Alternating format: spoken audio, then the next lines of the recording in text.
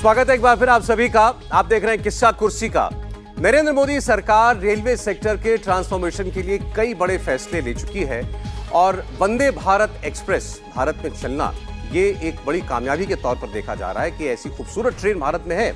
विकास की रफ्तार वाली वंदे भारत ट्रेन लेकिन बार बार पत्थरबाजी का शिकार क्यों हो रही है? बार बार भारत के इस वंदे भारत ट्रेन को कौन निशाने पर ले रहा है, इसके पीछे कौन है? और जो ताजा किस्सा हुआ वो यूपी के मुजफ्फरनगर का है। यहां पर 3 लड़कों ने ट्रेन के कोच पर पत्थर फेंके। सीसीटीवी फुटेज में वो नजर भी आ रहा है और ट्रेन फुल रफ्तार से दौड़ रही है। ट्रैक के किनारे खड़े 3 लड़कों ने ट्रेन पर पत्थर चलाने शुरू कर दिए। ये कोई पत्थरबाजी की पहली घटना नहीं है, इससे पहले 7 बार वंदे भारत एक्सप्रेस को निशाना बनाया जा चुका है। तो इसलिए ये सवाल उठ रहा है कि आखिर क्या ये कुछ सोच समझकर किया जा रहा है? इसके पीछे कोई वाकई किसी की कोई साजिश है, कोई सोच है? या कई लोगों का ऐसा भी कहना है कि इसके पीछे केवल कुछ शरारती तत्व हो सकते हैं। किसी ने कहा कि बच्चे कर सकते हैं ऐसा, इसके पीछे जरूरी नहीं है कि किसी का कोई मकसद ढूंढा जाए। लेकिन बार बार ये घटनाएं हो रही हैं। इंडिया टीवी के रिपोर्टर शोएब रजा उस जगह पर पहुंचे जहां वंदे भारत एक्सप्रेस को टारगेट किया गया। देखते हैं। सीसीटीवी फुटेज में जो जगह दिख रही है वो यही जगह दिख रही है जहां पर हम इस वक्त ग्राउंड पर पहुंचे हुए हैं। ये जो जगह है ये मुजफ्फरनगर जो रेलवे स्टेशन है उससे करीब 3 किलोमीटर पहले ये जगह है। और मेरे जो बाईं तरफ अगर आप देखेंगे या इस तरह से पटरी के पार ये गांव है संधावली गांव, और राइट में आपको दूर थोड़ा चलकर वहलना यहाँ पर दिखाई देता है जो बस्ती है वहलना नाम की। तो जो संधावली गांव है उसके आसपास के जो लड़के हैं वो यहाँ पर खेलने आते हैं। कई ये लोगों से पता चला है। इसके साथ साथ ये जो रास्ता है इसको हम कह सकते हैं जो पगडंडी एक नुमाया रास्ता है, हालांकि रेलवे की ये जमीन है। यहाँ पर काफी जो लोग हैं आते जाते रहते हैं और इसी जगह पर आपको सीसीटीवी फुटेज में ये पेड़ नजर आएगा, ये खंबे नजर आएंगे और जो वो बिजली का बड़ा खंबा है वो भी उसमें नजर आता है। तो यही जगह है खंबों की और इसी पेड़ के पास से यहाँ से पत्थर वंदे भारत पर फेंके गए, जिसमें 3 लोग नजर आ रहे, 3 लड़के युवक जो है वो उस वीडियो में नजर आ रहे हैं। इनकी जो तलाश है वो आरपीएफ की तरफ से की जा रही है। पूरी टाइमलाइन नीचे हम आपको दिखा रहे हैं कहां कहां कब ये ऐसे वाकये हुए हैं। दार्जिलिंग में हुआ है, बंगाल में 2-3 बार ऐसा हो चुका है, विशाखापट्टनम में पत्थर चला और अब आप देख रहे हैं यूपी के मुजफ्फरनगर में वंदे भारत के ऊपर पत्थर चलाए जा रहे हैं। क्या इसे सिर्फ एक सामान्य घटना मानना चाहिए, इसके ज्यादा कुछ नहीं, या कुछ हो सकता है? देखिए, मैं इसे सामान्य नहीं मानूंगा। रीजन ये है कि नई ट्रेनें बहुत सारी चलती हैं, लेकिन ये जो वंदे भारत है इसको जैसा आपने कहा कि एक प्रतीक माना गया कि ये बदलते हुए भारत का, कम से कम रेलवे के माध्यम से जो भी है, एक नए भारत का ये प्रतीक है। और कुछ ही दिनों के बाद शायद बहुत सारी ट्रेनें जो हैं बदल जाएंगी, उनका स्वरूप यही हो जाएगा।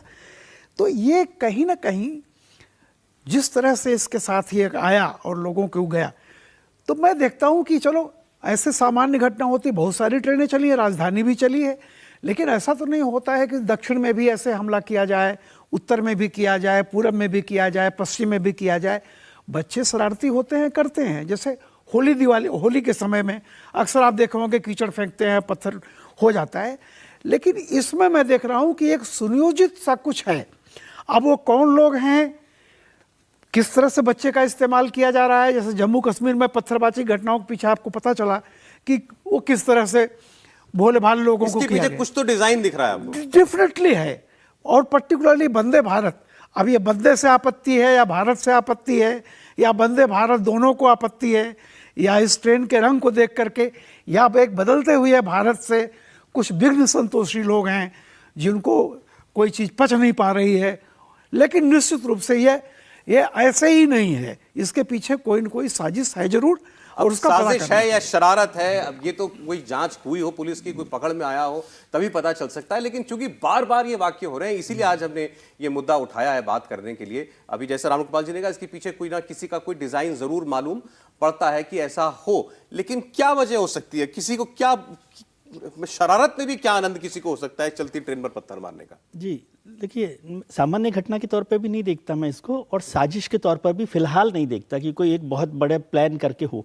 लेकिन यदि जैसे सर कह रहे हैं, रामगोपाल जी बात कर रहे हैं कि साजिश जैसा है या कुछ सुनियोजित है, तो ये सुनियोजित को मैं वाटर टेस्टिंग के तौर पे देखता हूँ कि हो सकता है कि जो लोग कुछ प्लान बना रहे हो वो इसकी वाटर टेस्टिंग करें कि भाई क्या ऐसा हो रहा है, लेकिन फिलहाल मुझे शरारत जैसा लगता है। और बहुत सारी जगहों पर अलग अलग मजा आता रहता है, कुछ कुछ होता रहता है। वंदे भारत नई ट्रेन आई है, कुछ लोग होते हैं, कुछ में साजिश और शरारत दोनों शामिल होती हैं।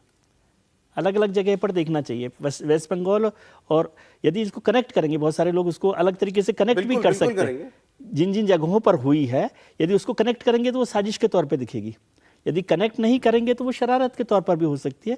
लेकिन इस पर ज़्यादा गंभीरता से देखना चाहिए रेलवे प्रशासन को भी, और दूसरे लोगों को भी, जो स्थानीय प्रशासन होता है उसको देखना चाहिए कि किस तरह से हो रहा है।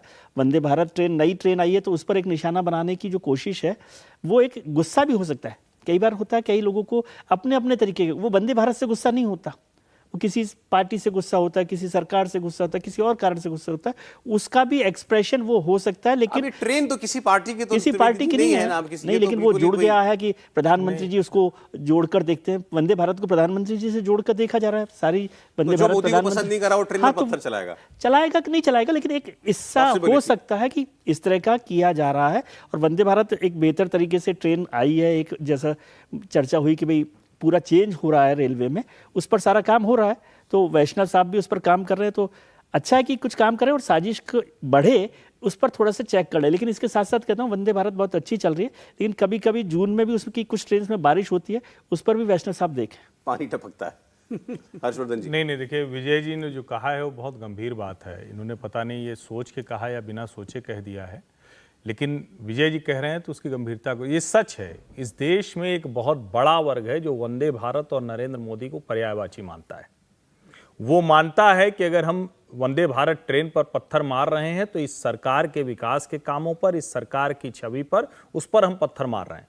और आपको अगर ध्यान में हो, ये कोई साजिश कितनी बड़ी है तो सरकार का काम है, एजेंसियों का काम है, लेकिन जरा आप सोचिए, पिछले कुछ महीनों से लगातार, ये पहली गर्मी नहीं है, ये पहली बार नहीं है कि ट्रेन में लोग स्लीपर में और एसी क्लास में लद के फंद के एक दूसरे के ऊपर जा रहे हैं, लेकिन एजेंडा चलाया जा रहा है कि देखो वंदे भारत चला दी ना, इसकी वजह एक पैसेंजर ट्रेन चलाई होती। अब उन मूर्खों को यह भी नहीं पता है कि वंदे भारत सिटिंग अरेंजमेंट वाली ट्रेन है, स्लीपर ट्रेन नहीं है, ज्यादा लोगों को लेकर जाती है। और जब से ये सरकार बनी है बहुत ज्यादा सीटें बढ़ी हैं, एकदम एग्जैक्ट आंकड़ा मेरे पास नहीं, लेकिन इस देश में एक बड़े वर्ग के मन में वंदे भारत या ऐसे विकास कामों के, ऐसे हाईवेज के खिलाफ एक, जिसको कहते हैं, जहर भरा जा रहा है। और उस जहर का परिणाम है कि पश्चिम बंगाल से लेकर देश के अलग अलग हिस्सों में ऐसी घटनाएं होती हुई दिखती है। सरकार को इसकी जांच करानी चाहिए। नहीं, और साहब जो आपने दूसरी बात की वो भी ठीक है कि अचानक से ऐसे वीडियो सोशल मीडिया पर आने शुरू हो गए कि भाई जमकर खचाखच जो है कोच भरे हुए हैं, लोग जमीन पर सो रहे हैं, कैसे लोग फलांग फलांग कर जा रहे हैं, देखिए क्या हालत है रेल की कर दी है। सौरभ जी, अभी आपने अरविंद जी का दिखाया, वो उन्होंने गहलोत जी के लिए कहा नीच हरकत। अब मैं अरविंद जी के लिए तो नहीं कह सकता, मैं नेता नहीं हूं, लेकिन सोचिए अभी उन्होंने ट्वीट किया है कि रेलवे नहीं चला सकते।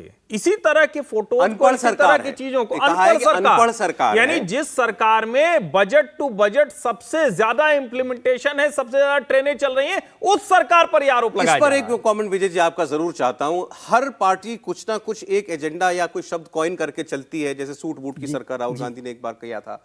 इन्होंने एक शब्द पकड़ लिया है, अनपढ़ राजा। जी, अनपढ़ राजा की कहानी वो सुनाते रहते हैं। चौथी पास राजा। क्या इससे क्या हासिल क्या करना चाहते हैं ये?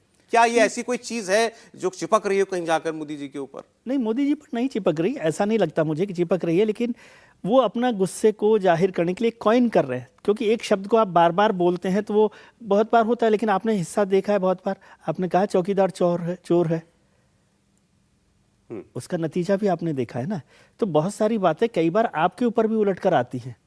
अनपढ़ राजा है कि नहीं है, चौथी काउंटर इफेक्टिव भी हो जाता है, बहुत सारी चीजें होती है। लेकिन वो पॉलिटिक्स में कॉइन करना जो है इंपॉर्टेंट होता है।